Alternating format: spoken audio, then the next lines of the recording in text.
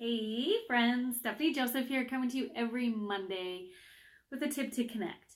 These are 1-minute tips that are geared around connection with ourselves. So today's tip is giving yourself a time out.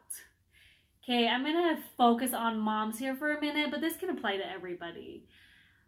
How often do you sneak away? Maybe it's in your closet, in your safe space, whatever, but just take a time out. I know for me that if I'm going, and I'm typically doing things for other people, for my kids, I'm just going, and I forget that I need to recharge too.